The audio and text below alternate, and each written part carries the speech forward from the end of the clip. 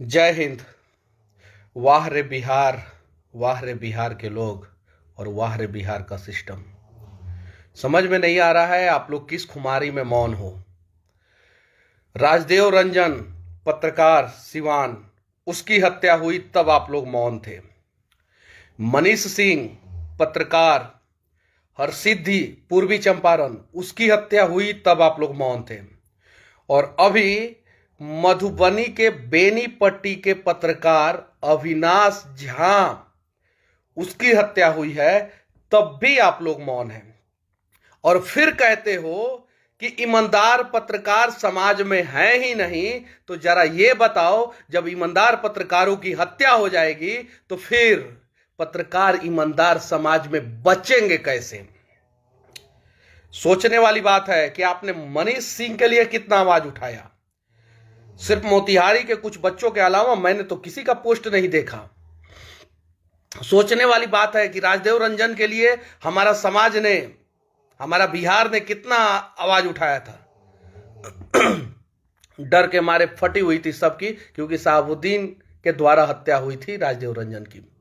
किसी ने आवाज नहीं उठाया। अभी मधुबनी के बेनीपट्टी में अविनाश झा नाम का एक 22 वर्षीय पत्रकार की हत्या हो जाती है। और हम भाजपा जिंदाबाद, जदयू जिंदाबाद, कांग्रेस जिंदाबाद, आरजेडी जिंदाबाद के चक्कर में पड़े हुए हैं। यार पहले बिहार जिंदाबाद, हिंदुस्तान जिंदाबाद कर लो, उसके बाद से पार्टियों का जिंदाबाद मुर्दाबाद का नारा लगाते रहना। मेरा कोई रिश्तेदार नहीं है वो लड़का। मैं अभी दिल्ली में हूं, पटना में होता तो अभी तक उसके घर पे होता। और फिर लोग बोलते हैं कि मनीष कश्यप टीआरपी वाला मुद्दा खोजता है। अभी मैं दिल्ली में हूं, बिहार के जितने पत्रकार हैं पहुंचो वहां पे, मधुबनी पहुंचो वहां पे और उस सच्चाई को दिखाओ। मैं बेनीपट्टी में पहुंच के दिखाओ उस सच्चाई को। और मैं बिहार में होता, पहुंच जाता, उस चीजों को दिखाता ना, तो लोग कहते टीआरपी वाला मुद्दा खोजता है मनीष कश्यप और उसके बाद से करता है। जाओ वहां पे और दिखाओ उस चीज को, हिम्मत है तो। मेरी कुछ मजबूरी है, लिमिटेशंस है। मेरा भाई का तबीयत खराब है, 8 9 10 दिन से वो हॉस्पिटल में था। अभी 2 दिन पहले हम लोगों ने उसको लेके आया है। कुछ दिन पहले उसकी बीवी का तबीयत खराब था, इसलिए मैं दिल्ली में हूं। नहीं तो अभी मैं बिहार में होता और रेल के रख देता उन लोगों को। दिखाओ वहां पे जाके, एयर कंडीशन स्टूडियो में बैठने वाले लोगों, ग्राउंड रिपोर्टिंग करना मैंने सिखा दिया है बहुत सारे लोगों को। जाओ वहां पे और दिखाओ उस चीज को, और फिर सवाल करना। कब तक? आखिर अविनाश झा की गलती क्या थी? गलती यही थी ना कि वो इस देश के लिए, बिहार के लिए निष्पक्ष पत्रकारिता करता था। यही गलती थी ना। उसके अलावा क्या गलती थी उसकी? बताइए, किससे सवाल किया जाए?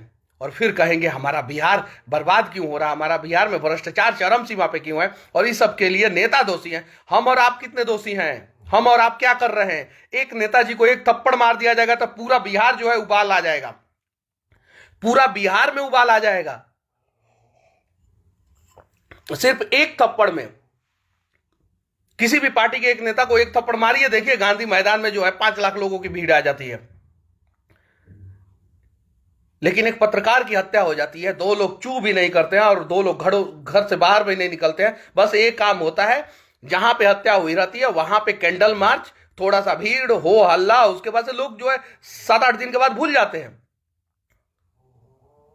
आम आदमी को तो पता ही नहीं है पत्रकारिता क्या होता है। ईमानदार पत्रकार चाहिए समाज में, और हत्या हो जाती है पत्रकारों की, तो फिर इनकी ईमानदारी, समाज के लोगों की ईमानदारी कहां चली जाती है? मोतिहारी के लोगों को कुछ मतलब नहीं है, बेतिया के लोगों को कुछ मतलब नहीं है, दरभंगा के लोगों को कुछ मतलब नहीं है, मुजफ्फरपुर के, सिवान के लोगों को, गोपालगंज के लोगों को कुछ मतलब नहीं है। मधुबनी के थोड़े बहुत आवाज उठाएंगे उसके लिए, और फिर 6-7 दिन बाद मौन हो जाएंगे। यार समझ में नहीं आ रहा है। भगत सिंह का उदाहरण देंगे, बोलेंगे कि मेरे बाप ने मुझे मर्द के रूप में मर्द पैदा किया है, तो मर्द के रूप में मर्द पैदा किया है तो मर्दों के लिए लड़ो, नहीं तो चुल्लू भर पानी में डूब मरो। क्यों हुआ है ऐसा? किसने किया है ऐसा? और कौन है इसके लिए दोषी? और दोषी को कब होगी सजा? क्यों हो रहा है बार बार? हत्या का प्रदेश बिहार क्यों बन जा रहा है? पूरे देश में सबसे ज्यादा हत्या बिहार में हो रहा है। क्यों हो रहा है? सबसे ज्यादा अपहरण, एटीएम चोरी बिहार में हो रहा है, क्यों हो रहा है? कैसे छवि सुधरेगा हमारा? मुंबई में जाता हूं तो बिहारियों के लिए आवाज उठाता हूं, दिल्ली में आता हूं तो बिहारियों के लिए आवाज उठाता हूं, कहीं और जाता हूं तो बिहारियों के लिए आवाज उठाता हूं। हाँ, हालांकि वहां के भी समस्याओं को उठाता हूं, ऐसा नहीं है। दिल्ली के प्रदूषण पे भी मैंने आवाज उठाया, मुंबई के जाम पे भी मैंने आवाज उठाया, लेकिन हां, अरे कब सुधरेंगे हम लोग? अगर ऐसा हुआ रहता साउथ के किसी राज्य में तो अभी उबाल आ गया रहता। अभी तक जो है ना, जितने भी अपराधी जो है ना वो सलाखों के पीछे होते। ये वही बेनीपट्टी है, मैं फिर से कह देना चाहता हूं, ये वही बेनीपट्टी है जहां पे कुछ दिन पहले जो है ना मधुबनी नरसंहार का नाम सुने थे? वो बेनीपट्टी थाना के ही अंतर्गत आता है, और बेनीपट्टी से सिर्फ और सिर्फ 3 किलोमीटर दूर है वो मोहम्मदपुर गांव। ये वही बेनीपट्टी है। मधुबनी जैसा जिला, जो शांत जिला है, मधुबनी का नाम क्यों पड़ा? शहद की तरह, मधु की तरह मीठा बोलने वाले लोग वहां पे हैं। और ये मधुबनी जो है हत्या प्रदेश, हत्या वाला जिला कैसे बन गया? क्यों नहीं आवाज उठाया जा रहा है? कब तक चुप रहा जाएगा?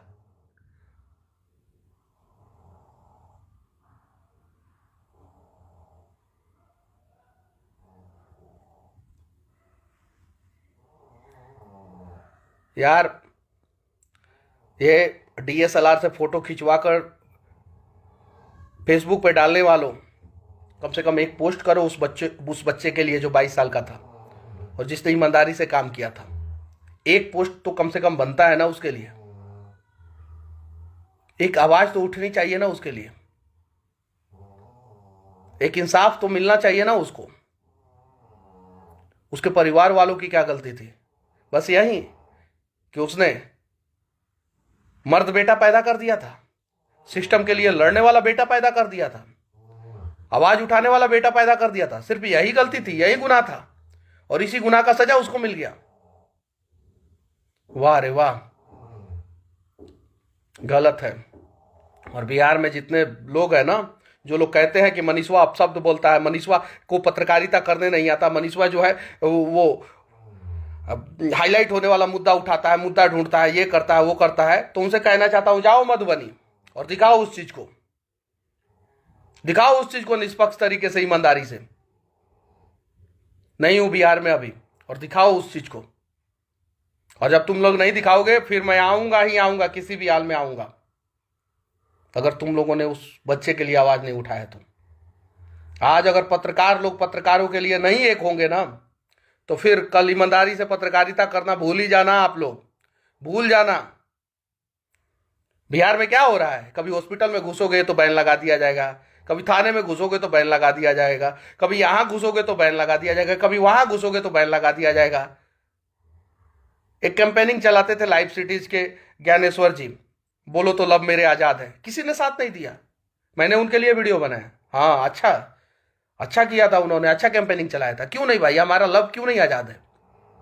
सीनियर पत्रकार है ज्ञानेश्वर जी। हम लोग को एक दूसरे के साथ आना होगा, अपना भेदभाव भूल जाना होगा, लड़ेंगे हम लोग, अपना अपना व्यू देखेंगे, अपना अपना टीआरपी देखेंगे, वो अलग चीज है, वो अलग चीज है। लेकिन जब जरूरत पड़ेगी ना, इस देश में सबसे ज्यादा डिवाइड अगर कोई है ना तो वो पत्रकार संगठन ही है। वकीलों का संगठन देख लीजिए, डॉक्टरों का संगठन देख लीजिए, शिक्षकों का संगठन देख लीजिए, वो पटना में मार खाते रहते हैं लेकिन फिर भी एक साथ रहते हैं। और पत्रकारों को देखिए, कभी किसी एक मुद्दे पे जो है ना, कभी एक हुए हों, कभी नहीं एक होते हैं। क्यों नहीं भाई? इसके लिए, इस बच्चे के लिए एक हो जाए। और जितने भी पटना में पत्रकारिता कर रहे हैं सभी लोग छोड़ दें और पहुंचे मधुबनी, और कम से कम वहां पे 5,000 पत्रकारों की अगर भीड़ हो जाएगी ना, समझ जाएंगे कि हम पत्रकार एक हैं। 5,000 पत्रकारों की, बिहार के हर एक कोने से पत्रकार वहां पे पहुंचने चाहिए। और पत्रकारों की भीड़ के वजह से जो है ना, गूंज पैदा होना चाहिए, गूंज। सीबीआई जांच हो, मनीष सिंह की हत्या जिसने की है उसका भी सीबीआई जांच हो, ये जो हत्या हुई है अविनाश झा का, इसका भी सीबीआई जांच हो। और मनीष सिंह के परिवार वालों को 1 करोड़ रुपया दिया जाए, अविनाश झा के परिवार वालों को 1 करोड़ दिया जाए, और पत्रकारों के साथ सभी पत्रकारों का 1 करोड़ का इंश्योरेंस जो है ना बिहार सरकार करे। कम से कम 1 करोड़ रुपया का इंश्योरेंस बिहार सरकार करे सभी पत्रकारों का, टर्म इंश्योरेंस। क्या मैं गलत बोल रहा हूं? अगर सही बोल रहा हूं तो पहुंचो आप सभी मधुबनी, और दिखाओ उसकी सच्चाई। चाहे जिस भी चैनल के आप पत्रकार हो, फर्क नहीं पड़ता, या जो भी चैनल है, सभी अपने ओबी वैन को लेके वहां पे पहुंचे, सभी अपनी गाड़ी को लेके वहां पे पहुंचे, मोटरसाइकिल है तो मोटरसाइकिल से पहुंचे, साइकिल है तो साइकिल से पहुंचे, पैदल है तो पैदल पहुंचे, लेकिन मधुबनी के उस जगह पे पहुंचे जहां पे एक निर्दोष पत्रकार की हत्या हुई है। बेनीपट्टी सबको पहुंचना होगा, और कोई भी अगर मधुबनी पहुंच जाएगा, वहां से पूछेगा बेनीपट्टी की तरह, वहां पे चला जाएगा, बेनीपट्टी में पूछेगा कि हाँ उस पत्रकार की हत्या कहां हुई है, कोई भी एड्रेस बता देगा। क्या दिक्कत है? और जिसको पहुंचने में दिक्कत हो रहा है, कहीं से भी कोई भी पत्रकार को पहुंचने में दिक्कत हो रहा है बेनीपट्टी, वो मेरे से पैसा मांगे, मैं पैसा दूंगा उसको, 1000 रुपया जाने और आने का खर्चा दूंगा मैं, लेकिन जाओ और उस चीज को दिखाओ। अगर 100 पत्रकार ने भी मांगा ना मेरे से 1-1 हजार रुपया, 100 पत्रकार को 1-1 हजार रुपया दूंगा, लेकिन जाओ वहां पे दिखाओ, उस सच्चाई को दिखाओ। मैं दूंगा। और ज्यादा दिक्कत है तो बोलो, मैं बेनीपट्टी में अपना आदमी को भेजता हूं, वहां पे जितने भी पत्रकार को आने जाने में दिक्कत होगा सबको 1-1 हजार रुपया मैं दिलवाऊंगा। मैं दूंगा पैसा 1-1 हजार रुपया, लेकिन पहुंचो वहां पे और दिखाओ उस सच्चाई को। अगर 1000 पत्रकार भी पहुंच गए ना तो उनको 1-1 हजार रुपया दूंगा मैं, चाहे जहां से भी देना हो, जैसे भी देना हो। पहुंचो वहां पे, उस सच्चाई को दिखाओ, निष्पक्ष बन जाओ, ईमानदार बन जाओ। फर्क नहीं पड़ता किसी भी पार्टी का जाके चमचाई वहां पे किए ना, समझ जाना सिर्फ बिहार के लिए खड़े हो जाओ। और वहां पे no RJD, no BJP, no JDU, no Congress, only stand for Bihar. और जाओ वहां पे दिखाओ, उस बच्चे को इंसाफ दिलाओ, और इस प्रकार से माहौल क्रिएट कर दो कि इसके बाद से पत्रकारों को छूने वाले की फट जाए। पता है बिहार में कम से कम 100 पत्रकारों पे SC/ST एक्ट हुआ है, 100 पत्रकारों पे। और वो क्यों हुआ है? अभी भागलपुर में एक पत्रकार के ऊपर हुआ है, वो भाग के गया है दूसरे जगह। क्यों? क्योंकि वो लोग दिखा देते हैं, SC/ST अधिकारी जो होते हैं SC/ST का ही हक मारते हैं। SC/ST अधिकारी जो हैं SC/ST का ही हक मारते हैं, और पत्रकार जाकर दिखा देते हैं तो बोलते हैं कि ये हमारे चैम्बर में घुस के हमको जाति सूचक शब्द बोला है। जरा सोचिए, संविधान का मजाक नहीं है तो और क्या है? कोई पत्रकार किसी अधिकारी को चैम्बर में घुस के अगर उसको जाति सूचक शब्द बोल दे रहा है और वो अधिकारी सुन ले रहा है और उसके पास 2 महीना बाद FIR कर रहा है, वाह रे वाह! ऐसा अनेकों केस है। उसके अलावा SC/ST एक्ट के अलावा 100 लोगों के ऊपर SC/ST, 100 पत्रकारों के ऊपर SC/ST एक्ट हुआ है। RTI फाइल करो और जांच कर लो, पता कर लो सच है कि नहीं है। उसके अलावा कम से कम 500 पत्रकार ऐसे हैं जो निष्पक्ष है, ईमानदार हैं, और उनके ऊपर FIR हुआ है। बिहार के पत्रकार की सिर्फ बात कर रहा हूं, सिर्फ बिहार के पत्रकार की बात कर रहा हूं, और सिर्फ 1 से 2 साल की घटना के बारे में बता रहा हूं, ज्यादा दिनों की घटना के बारे में नहीं बता रहा हूं। FIR हो जाता है, पत्रकार शांत हो जाते हैं। एक नेता के ऊपर FIR हो जाता है ना तो पूरा जिला में जिंदाबाद मुर्दाबाद, हमर भैया जिंदाबाद, हमर भैया मुर्दाबाद का नारा लगा देते हैं हम लोग। लगाते हैं कि नहीं? एक नेता के ऊपर FIR हो जाता है तो लगाते हैं कि नहीं लगाते? पत्रकार के ऊपर FIR हो जाता है, क्यों नहीं उसके लिए खड़े होते हैं? पत्रकार की हत्या हो जाती है, क्यों नहीं उसके लिए खड़े होते हैं? चाहे वो छोटा पत्रकार हो, बड़ा पत्रकार हो, या किसी भी मीडिया हाउसेस का पत्रकार हो। वो मेरे चैनल का नहीं था, उससे कभी मुलाकात भी नहीं हुई, कभी बात भी नहीं हुई, और पता नहीं वो कभी मुझे मैसेज किया है कि नहीं, पता नहीं कभी मेरे पोस्ट को लाइक किया है कि नहीं किया, मुझे नहीं पता है। मैं उस आदमी को नहीं जानता हूं, लेकिन मैं आज उसके साथ खड़ा हूं। हम लोगों को ऐसा करना होगा। Brand Bihar, hype Bihar, how Bihar, घंटा बिहार बनते रहते हैं, और जब इस प्रकार की घटना होती है तो बिहार का ब्रांड बचाने के लिए, बिहार को बचाने के लिए वहां पे नहीं खड़ा होते हैं। जितने भी दानवीर कर्ण हैं, जितने भी बिहार के, सभी पहुंचे उसके परिवार वालों को 1000 से लेके 1 लाख से लेके 1 करोड़, जितना पैसा हो सके उसके परिवार वालों को दे। सच तक न्यूज जो है ना, उसके परिवार वालों को 11,000 रुपया देगा। हमारी औकात इतनी है, हम 11,000 रुपया देंगे उसको, उसके परिवार वालों को। हमारा टीम जाएगा वहां पे। मैं किसी कारणवश नहीं पहुंच पाऊंगा, लेकिन मेरा टीम जाएगा वहां पे। मेरे पिताजी बाहर हैं, मेरे भाई को 1 महीना पहले एक बच्ची हुई है, भाई का तबीयत खराब है, तो यहां पे रहना मेरी मजबूरी है, इसलिए मैं यहां पे हूं। उसे देखना मेरी मजबूरी है, इसलिए मैं यहां पे हूं, नहीं तो मैं पहुंच गया होता अभी तक। मैं पूछता नहीं हूं कि पहुंचू कि नहीं पहुंचू, लाइव वीडियो बना के नहीं पहुंचता हूं मैं कहीं। आप लोग उठा के देख लेना, मेरा कहीं भी लाइव वीडियो बना के पोस्ट करके नहीं पहुंचता हूं, पहुंच जाता हूं। 11,000 रुपया सच तक न्यूज जो है उस पत्रकार के, अविनाश झा नामक पत्रकार के परिवार वालों को देगा। हमारी इतनी औकात है। आप सभी दो, जितने भी पत्रकार हो, जितने भी मीडिया एजेंसी वाले हो, सभी दो उसको। 1,000 रुपया है तो 1,000 दो, 500 रुपया है तो 500 रुपया दो, 100 रुपया है तो 100 रुपया दो, लेकिन दो, देना है उसके परिवार वालों को, और देना होगा। अगर नहीं देंगे ना तो हम समझेंगे कि आप पत्रकारिता के नाम पे धंधा कर रहे हैं, दलाली कर रहे हैं। खड़े हो जाओ उसके लिए। किसी भी चीज का आखिरी रिजल्ट मौत नहीं होता, हत्या नहीं होता है। इस पे ध्यान देना होगा आप लोगों को, ठीक है। और मेरे से ज्यादा पैसा वाले जितने लोग जो है ना, बड़े बड़े लोग जो है, जिनके पास 1 लाख रुपया है, 1 करोड़ रुपया है, 1 अरब रुपया है, 1 खरब रुपया है, और $1 ट्रिलियन वाला देश, इकोनॉमी वाला देश, 5 ट्रिलियन इकोनॉमी वाला देश के ट्रिलियनियर नेता जो जनता के हक की बात करना चाहते हैं, वो भी पहुंचे वहां पे और दें उस परिवार वाले को पैसा, और आवाज उठाएं उसके लिए। और नहीं उठाएंगे तो मैं दिल्ली से ही रेलते रहूंगा और मेरा टीम पहुंचेगा वहां पे। बस अगर मेरी बातें किसी को अपशब्द लगे ना, तरीका गलत लगे ना, तो मैं माफी चाहता हूं, लेकिन क्या करूं, ये तरीका जो है ना वो अपनाना पड़ता है, मजबूरी हो जाता है। मैं भी चाहता हूं कि शांति के साथ स्टूडियो में बैठ के एसी का टेम्परेचर 18 डिग्री सेल्सियस करके, एक ब्लेजर पहन के, एक कोट पैंट पहन के, यहाँ पे टाई लगा के, और जूता जो है ना एकदम पूरा पॉलिश करा के, और 2-4 लड़कियां बगल में मेकअप करते रहे, ऐसे ऐसे, हाँ सर रेडी, हाँ on air, go sir go live, और मैं शुरू हो जाऊं। हाँ बताइए दंगा क्यों हो रहा है? आपका दाढ़ी नोच लेंगे, अरे आपका ये कर देंगे, मैं भी। सही है कि नहीं है? टीआरपी तो उसी में है, चूंकि आप लोग तो देखते तो वही हो, और कहते हो पत्रकार गलत है। देखोगे उसी चीज को, टीआरपी दोगे उसी चीज को, और कहोगे पत्रकार गलत है। जब चैनल में बैठा के मुर्गा लड़ाई होता है, उस मुर्गा लड़ाई को आप लोग देखना छोड़ दोगे ना, तो मुर्गा लड़ाई होना खत्म हो जाएगा। कहते हो ना कि चैनल वाले मुर्गा को लड़ाते हैं, लोगों को बैठा लेंगे, हिंदू को, को मुसलमान को लड़ाते रहते हैं। देश में जितना दंगा नहीं होता उतना दंगा रोज चैनलों में होता है। 70 साल में जितना दंगा नहीं हुआ है ना देश में, उतना दंगा जो है ना रोज चैनलों में होता है, न्यूज चैनलों पे, लाइव डिबेट पे। लेकिन उस दंगा को दिखता कौन है? हम और आप देखते हैं ना, तो गलत कौन है? उसको टीआरपी देना बंद कर दो ना।